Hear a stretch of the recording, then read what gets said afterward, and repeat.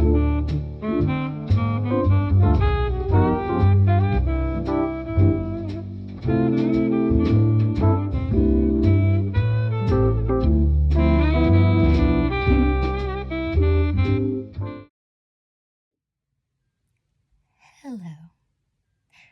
Happy holidays. For those of you who haven't been keeping up with my community posts, I have been sick for 5 weeks now, and I have a lot of throat issues, so my voice is hoarse. I regret to say, still, even with the tea that I am currently sipping, but I wanted to do some winter content for you, starting with this issue of Playboy, December 1986. This cover in particular is my favorite cover of Playboy that I personally own. It evokes Christmas so well. The beautiful colors, the classiness, the makeup, the hair, the ornament, earring where you can see the logo of Playboy. And I didn't want to do a full flip through of the December 1986 issue. I just wanted to do like a show and tell where I just focus on the parts that I find interesting, that I think you would find interesting, and also specifically Christmas. So just to stay in the theme. And so that is what we are going to do. So this is the first Christmas ad, and it just says, "Friends are worth Smirnoff. Crisp, clear, incomparably smooth Smirnoff vodka." So a beautiful mid-80s Christmas scene. The next Christmas article. Apparently vodka is the Playboy thing. I'm taking it. It says the vodka to receive, the only vodka imported from Russia. I don't drink. Does anybody drink? I miss it. I can't now because it hurts my stomach. Once upon a time. Hopefully I can get there again. Okay, I just stopped here because I just think this is a fantastic ad. It says, to hear why Genesis records on Sony digital equipment, play them back on a Sony compact disc player. Because obviously, I didn't know anybody with a CD player in 1986. We were still on our LPs and cassettes. But what a fantastic picture of Genesis, who I love. I love the band Genesis. If you are a Genesis fan, please drop a comment below. How cool and great is this ad? You just don't, you don't see stuff like this anymore. And another Christmas ad for liquor, for scotch, Johnny Walker. I don't know, is that all men knew what to give to each other? That was the only idea Playboy magazine is giving you guys this Christmas. I'm sorry. But there's the moon with a bow around it. Perhaps you can't promise the moon, but you can still give something that's out of this world.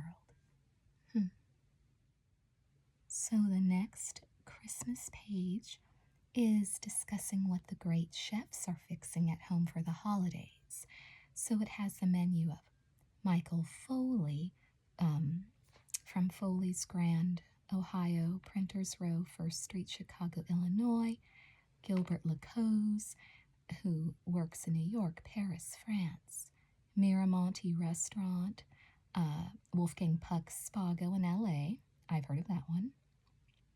Lydia Shire from the Four Seasons Hotel in Beverly Hills, yes. Alice Waters from Chez Panisse, Berkeley, California. And so it's just an article talking about some of these great chefs. And so this man in the green sweater is Michael Foley. He says, set up family-style food, keep it simple and relax. So that's your advice for this year for Christmas from a world-renowned chef, at least from 1986. And then another page is some like cartoon artwork that like Playboy was so well known for, right? Especially in this time period. And it says, and then I realized I couldn't take another Christmas Eve staring up little reindeer asses. And it's just Santa, and he's in front of a pool at like a resort and with a bunch of lovely ladies. So very Playboy-esque, right? And Christmassy. Are you getting in the spirit, you guys? Come on, is Playboy getting you there?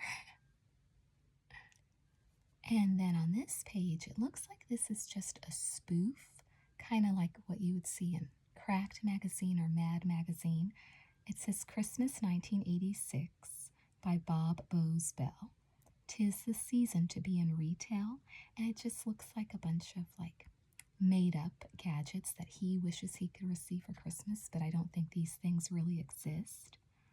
Like the horny scope fits easily over your shoulders, spots females in heat. Homing socks, perfect for the lazy male. Socks actually fly up off the floor and into the laundry hamper. Wives love 'em. And then it says charge it in Santa Claus. So yeah, this is just like a fun little Christmassy spoof. Very like stereotypically male, right? Right? Which of course is what Playboy was known for. And then more of this like Mad Magazine-esque spoofs of like just once I'd like to hear a little kid say, you know, do we have to open the presents now? I guess this is just like musings of like a dad and a husband and kind of how he wishes Halloween. I mean, not Halloween, Christmas. How he wishes Christmas would go, right? So this is kind of like for the, you know, the dad, the middle-aged father who is contemplating Christmas and how he wishes it would go. So again, this reminds me very much of like Mad and Cracked magazines, which is fun. It's a little bit unexpected in Playboy, but it's cute. Okay, so I skipped over a lot of articles and a lot of pictorials, like even fully clothed ones, but this one I think is by far the most interesting because it's so random.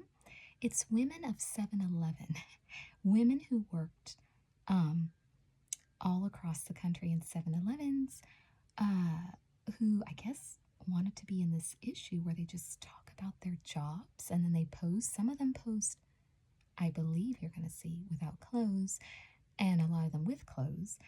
But it was just so random because I think liquor store culture is big in LA where I'm from. And we don't call them convenience stores. We call them liquor stores, or I always have. I don't know what you call them wherever you're from. But mostly we see like middle-aged men in 7-Elevens and convenience stores, right? I mean, so this is interesting. Like who's minding the store? And it's all these lovely ladies, and they really like speak out of give their opinions here.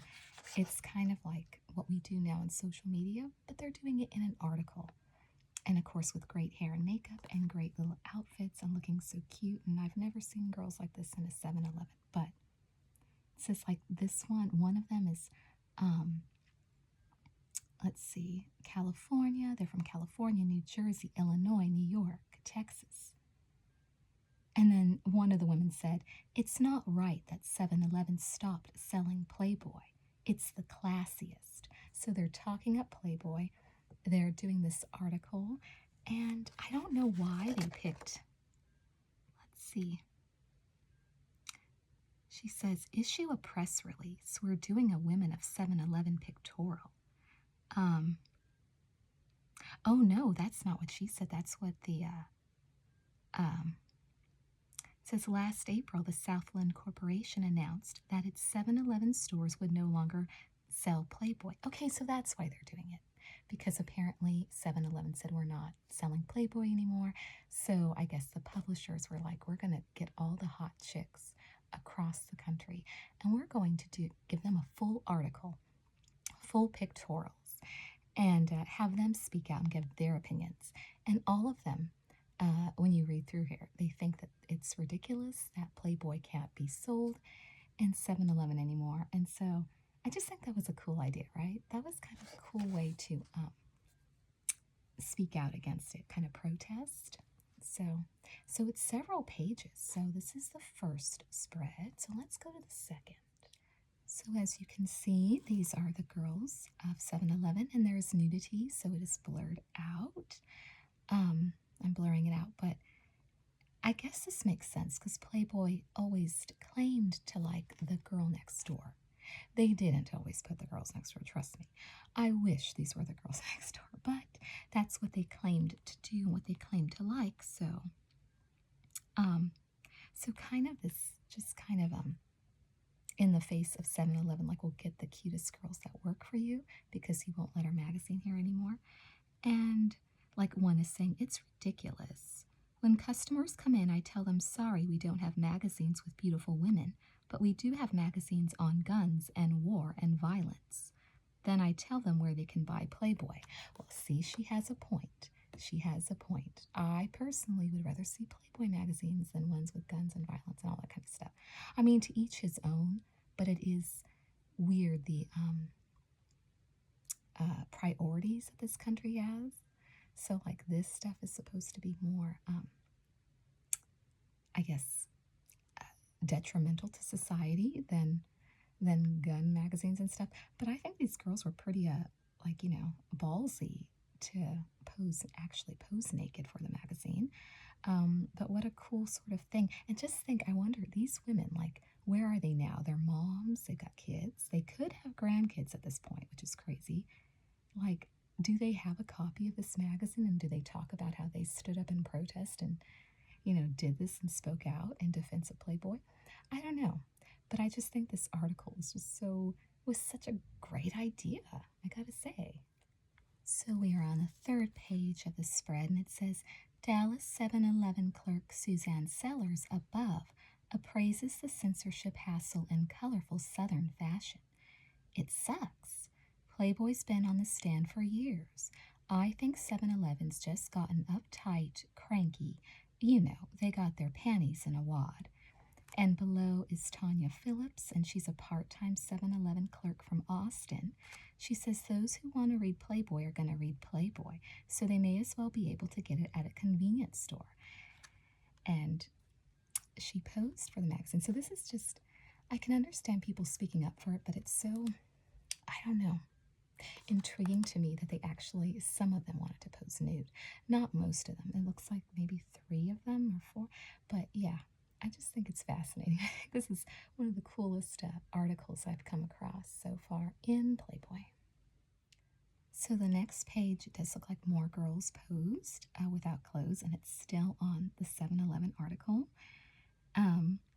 And the one in the top far left, she said, I go into different 7-Elevens and see if they'll sell me beer without checking my ID. It helps the company keep tabs on its alcohol sales policy. And then another one said, the job was the pits, so I quit. In June, I was pulling Playboy off the shelves, and in July, I was stocking them with violent videos, such as the Texas Chainsaw Massacre. Kids rent that stuff without any ID.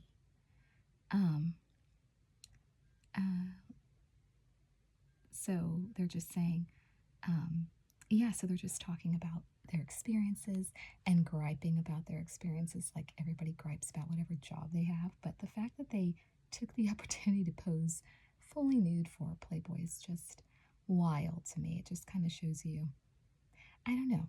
People talk about people wanting to be famous now and be influencers, but I guess even back then people were jumping at the chance to be influencers of a kind. Although in Playboy you weren't really going to be seen by many people. Mostly men, right? And you're not so I guess it was different. It wasn't like a worldwide fame, which is actually probably cooler because it was less trendy than how people try to get famous nowadays.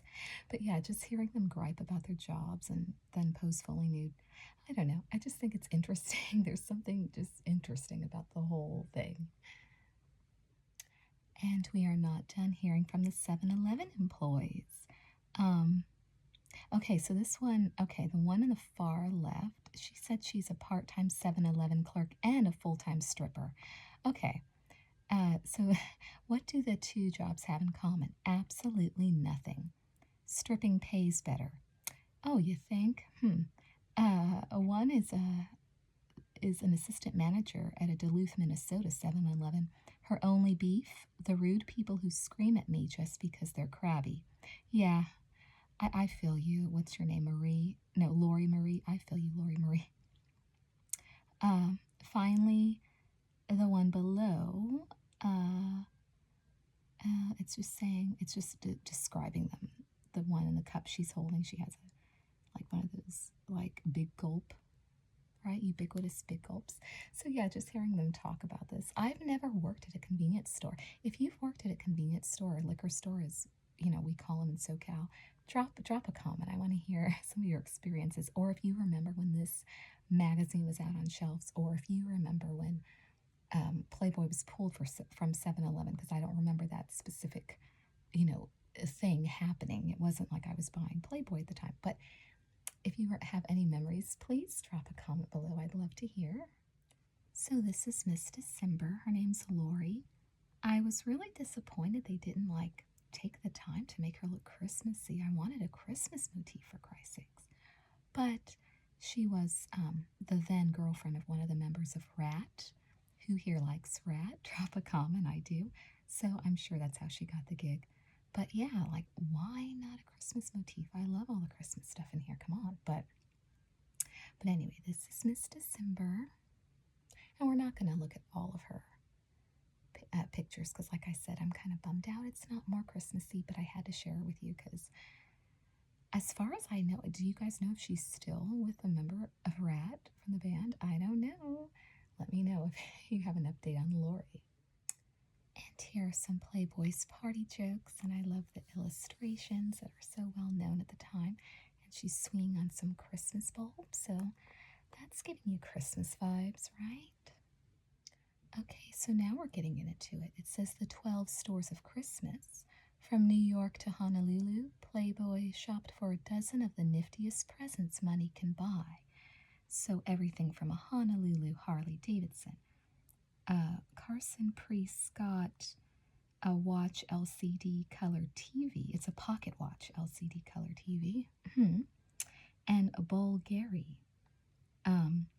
Italian made 18 karat gold gas pocket lighter.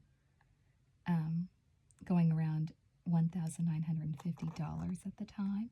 And this pocket watch LCD color TV was about $480. And this Harley Davidson was $9,300. So those are better gift ideas than liquor, right? Some more Christmas ideas for gifts. Colonial Data Technologies. Alphanumeric 2-line name dialing phone. Stores as many as 200 numbers. Or $179.95 at Macy's. Absolute Audio, a 70-watt mono loop amplifier, is a brilliant design of angles and levels that also happens to give great sound. $4,290 per pair for stereo. This is a motorized 10x4 fiberglass water sprite. Stands ready to whisk you into a shallow lagoon for some serious snorkeling for $19.50. So there you go. Does any of this sound up your alley, you guys? Anybody watching this? I think these sound like very high-priced Christmas gifts. And some more Christmas gifts. A 3-speed Easy Rider styled by Italian designer Giorgio. $290. This is the Multivision 3.1, converts any TV to one with picture-in-picture capability and adds the sonic sock of MTS stereo television sound. Images can be viewed on your large screen with a picture inset, or you can view moving action on the large picture and freeze it on the small one for $4.99. So very high-tech stuff at the time. I know my family didn't own this. A Ken Hansen camera for, wow, $4,950. It was a limited edition commemorative 35mm camera. Huh. So, and of course, I could not pass up this Keith Haring page, Haring Hang Up. For you guys don't know, he was a very famous gay artist who did a lot of street art and really spoke up for safe sex and about the AIDS epidemic. And he also, his art was the cover for those very special Christmas records back then. You guys remember? I had the cassette tapes. Excellent Christmas songs covered by actually good artists, not like what we have out there today, but actually great stuff. And it says, here we have something we guarantee has never decorated your Christmas tree before. Oh, so these are ones that Herring used to decorate. It's your choice of designs. Folded one way, it's a man happily dancing on a box. Folded another, it's a mass of humanity more intimately intertwined than a crowd in a New York subway station, such as Herring used to decorate. Buy 2 magazines and your tree can wear both versions of the ornament. So it's a Christmas ornament that you can assemble yourself. It's Herring's way, with a little help from his friends at Playboy, of bringing joy to your world. I love it. Love, love, love this idea. I love that they included it in here. And I love that there wasn't any homophobia because, clearly he wasn't buying Playboy, but I still think it's great that they included him. In here, he most likely, or I don't know, maybe he bought Playboy, but he wasn't enjoying it in the way that those of us, people who care for women actually was enjoying it, but I love that they included him. What a great, perfect a Christmas touch for December 86. Some Keith Haring ornaments for your Christmas tree. So there's the other side of the Keith Haring ornament page. And here's another one of those ubiquitous cartoons. It says, Santa Claus loves me because I always cleaned my plates and became a big girl. I'm sure there's double meaning in that, I'm sure. And here is some more fantastic Christmas art. It says the Playboy Gallery, and you see a moon looking on a woman's legs, kind of like dressed like Santa but wearing blue, and some little elves looking at her. And then when you unfold the picture, or flip it over, I should say, there she is topless, because of course this is Playboy. So she is a female Santa Claus of sorts, maybe Mrs. Claus, and she's just luxuriating in her sleigh. Isn't that great? Great art. And this next article, I just think it's so random but so great at the same time. They just say question Coco. It says 20 questions for Coco. And so she just answers a bunch of questions in Playboy magazine. Okay. I think the ones I liked the best was when they asked her what's the difference between boys and girls. And she indicated, she asked for some food first, like, give me some food, I'll tell you. And then she says, people, like girls are people and boys are animals. Isn't that interesting that that's a girl's take? I think she might have something there. And when they say which gender smells better, she said girl. So I think she's right there too. Because I remember male gorillas smell really bad at the zoo. But I just think that's funny asking her, opinions, and that she thinks that girls are people, like she's a human being because she's a girl, but male gorillas are animals. I love that. And here we just have some more kind of random Santa art, just to kind of make this look more festive, this magazine, I suppose. Oh, this is a good offer. It says for each gift of Playboy, you will receive this special gift card to send to your friends. So it says give Playboy this year and save $24 for first 12-issue gift and $22 for each additional gift. For your best buy on Playboy, give more than one gift and complete your holiday shopping with one easy order. Fill out the form on the reverse side, detach and enclose it in the envelope and add a stamp. For more than 2 gifts, enclose another sheet. Does anyone remember that it was kind of the culture at the time for dads to have a subscription to Playboy, and moms knew about it and there was no secret in it and it was just open? Like they even talked about it in Are You There, God? It's Me, Margaret, which was that book written for middle school kids that like, oh yeah, my dad gets Playboy in the mail. I just think that's such a, I mean, things like that are, I would say, are much more private, but that was just the culture at the time. And this girl in the cartoon is saying, and a transsexual doll with an awesome wardrobe and reversible organs, and a miniature set of terrorists with little plastic bombs that go off too soon and blow their faces off, and a darling street scene with assorted junkies, and a little pimp and hooker set, and I don't know, I guess this is what they thought would be more interesting if a kid asked for it. I don't know. And here's an ad for Playboy's 1987 Playmate calendar because 86 was coming to a close. And this is a cute kind of like S&M looking artwork, right? And it says, oh, the usual things, Mama. You know Tom always gives me clothes. She's missing some clothes right there, but I like that kind of art piece. What her husband gives her and what she wants from her mom, let's say. Okay, finally a little Christmas pictorial. A nude pic, well, halfway nude. If you're a grown-up who still hangs his stocking by the chimney with care and hopes that St. Nicholas soon will be there, then one of Nancy DeVille's 10 by 20 satirical Christmas numbers with felt applique flamingos should have visions of God knows what dancing in your head.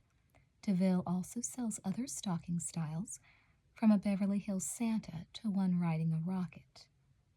And so there's a picture of actually a girl dressed in red panties and a stocking, so that's actually kind of a nude pictorial in a Christmas fashion, right? Okay, so we have come to the end of my little Playboy show and tell. I really did not go over a lot of stuff in here just because there was a lot of like fully clothed celebrity stuff, which you see in a lot of magazines. I just wanted to focus specifically on the Christmas stuff, or just the articles I found were interesting, especially that Women of 7-Eleven. I mean, that's just, I don't know, it reminds me of something that would be done today, but it also doesn't, and I just thought it was fascinating. So I hope this puts you guys in the Christmas spirit. For those of you who come to my channel for Playboy content, erotic films, erotic sapphic content, all of that good stuff. I haven't done a Playboy magazine in quite a while, and I hope this was satisfactory. I hope it kind of got you in the spirit. I hope you could hear me clearly with my voice. It's been a very rough 5 weeks and counting, and I'm hoping that my voice will completely come back, you know, when you have one of these long haul type virus situations. So yeah, I had a lot of you in mind when I did this video. The people that come to me and subscribe to me for my Playboy content, my sapphic content, my erotic film content. I hope you enjoyed this. Like I said, was waiting all year to share it with you, so I hope you enjoyed the bits and pieces that we were able to look through. I hope you're having a wonderful holiday season so far, and I'll talk to you soon, okay? Good night.